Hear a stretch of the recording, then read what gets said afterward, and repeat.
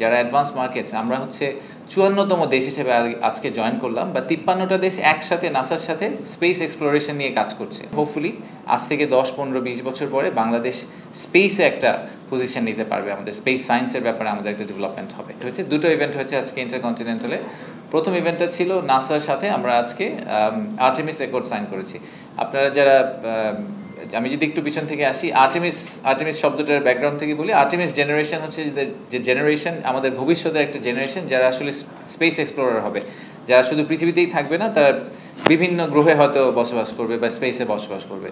তো এই ফিউচার আউটলুকটার উপর বেস করে আমরা একটা আর্টেমিস অ্যাকর্ড বলে একটা কম্বাইন্ড এফোর্ট চালু করা শুরু হয়েছিল, যেখানে অনেকগুলো দেশ অলরেডি সিগনেটারি। যারা অ্যাডভান্স মার্কেটস আমরা হচ্ছে ৫৪তম দেশ হিসেবে আজকে জয়েন করলাম বা ৫৩টা দেশ একসাথে নাসার সাথে স্পেস এক্সপ্লোরেশন নিয়ে কাজ করছে।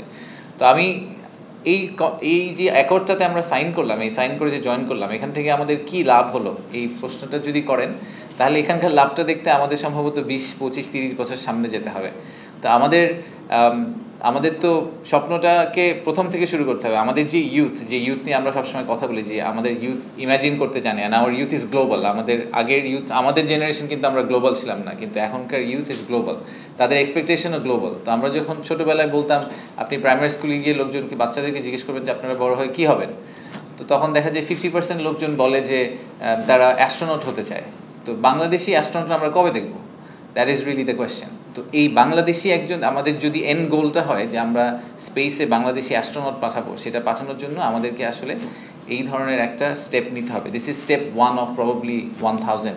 বাট এই প্রথম স্টেপটা দিয়ে আমরা যেটা করলাম, আমরা এগ্রি করলাম যে আমরা নাসার সাথে এবং বাকি ৫৩টা দেশের সাথে একসাথে স্পেস এক্সপ্লোরেশনে কোলাবোরেট করব, আমরা একসাথে কাজ করব। সো এখন আমাদের যে স্পেস এজেন্সি আছে, তারা নাসার সাথে একসাথে কাজ করবে। নাসায় অলরেডি বেশ কিছু বাংলাদেশি বিজ্ঞানী কাজ করেন, বাট আমরা এই কোলাবোরেটিভ এফোর্টের মাধ্যমে হোপফুলি আজ থেকে ১০, ১৫, ২০ বছর পরে বাংলাদেশ স্পেসে একটা পজিশন নিতে পারবে। আমাদের স্পেস সায়েন্সের ব্যাপারে আমাদের একটা ডেভেলপমেন্ট হবে। এটা will also generate employment, it will also generate a completely new avenue for our young generation to explore. আর এছাড়া আজকে শেষে এইমাত্র একটা প্রোগ্রাম শেষ হলো। ওয়ার্ল্ড ব্যাংক এবং আইএফসি তারা সিপিএসডি বলে একটা রিপোর্ট পাবলিশ করেছে আজকে। সেই রিপোর্টটা নিয়ে আমাদের একটা রিভিউ ছিল এবং সেই রিপোর্টটা ওনারা আমাদেরকে ডিসক্রাইব করেছেন। এখানে 4টা সেক্টর নিয়ে ওনারা খুব ডিপ ডাইভ করেছেন। এই 4টা সেক্টর হচ্ছে housing, digital financial services, Paints, আরেকটা হচ্ছে টেক্সটাইল অ্যান্ড গার্মেন্টস। তো এই 4টা সেক্টরের ব্যাপারে ওনারা কেন এই 4টা সেক্টর সিলেক্ট করলেন? ওনারা 4টা সেক্টর সিলেক্ট করেছেন যে এই 4টা সেক্টরের পোটেনশিয়াল আছে, কিন্তু এই 4টা সেক্টরের পোটেনশিয়ালকে ফুললি রিয়েলাইজ করতে হলে সরকারকে ইন্টারভিন করতে হবে, তা না হলে আসলে ফুললি রিয়েলাইজেশন হবে না। তো ওই জন্যই ওনারা রিপোর্টটা চালু করেছেন, যেখানে ওনারা প্রাইভেট সেক্টরের সাথে কথা বলেছেন, অনেক মানুষের সাথে কথা বলে একটা ফাইনাল রিপোর্ট দিয়েছেন যে সরকারের কী কী করা উচিত। তো আমরা সেই রেকমেন্ডেশনগুলো নিয়ে এবং প্রাইভেট সেক্টরকে নিয়ে আজকে বসেছিলাম যে আমরা সামনে আসলে আগামী 6, 12, 18 মাসে কীভাবে এই এক্সারসাইজগুলো করে আমরা এই সেক্টরগুলোকে বুস্ট করতে পারি।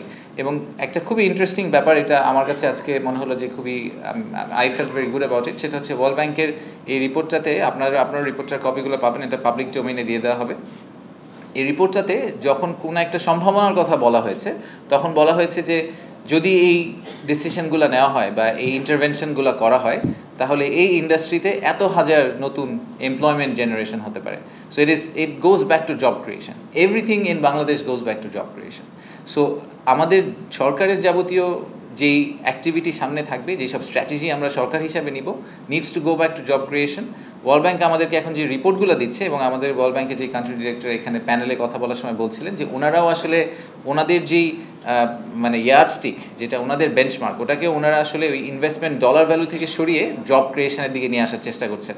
সো আমরা যদি সবাই একসাথে জব ক্রিয়েশনের উপর ফোকাস করে, either it's job or entrepreneur, but আমাদের এই কর্মসংস্থানের ব্যাপারটাকে ফোকাস করে কাজ করি, তাহলে এই স্ট্র্যাটেজিক ডিসিশনগুলো নেওয়া ইজি হবে।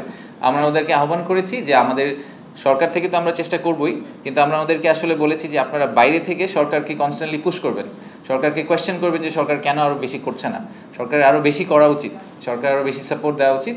সেই পুশটা আপনারা করবেন এবং আপনারা অবভিয়াসলি সাথে সাথে আমাদেরকে যদি নেসেসিটি থাকে আমাদেরকে ফান্ডিং সাপোর্টটা দেবেন, সেটাই আমরা ওনাদের কাছ থেকে চেয়েছি। সো এইটাই হচ্ছে আজকের মোটামুটি সামারি। আজকে সন্ধ্যাবেলা আরেকটা মিটিং আছে, আমাদের আমেরিকা থেকে একটা বড় ইনভেস্টর গ্রুপ এসেছে। তো সেই ইনভেস্টর গ্রুপটার কিছু লোকজন অবশ্য আজকে এই ওখানে ওই জাপানিজ ইকোনমি জোনে গিয়েছিলেন। সরি, আমার এই পয়েন্টটা হয়তো মেনশন করা উচিত ছিল। জাপানিজ ইকোনমি জোনে আজকে একটা খুবই মিক্সড ক্রাউড গিয়েছিল। American investor, Saudi investor, Japanese investor, Korean investor, so Chinese investor, so it's very mixed group.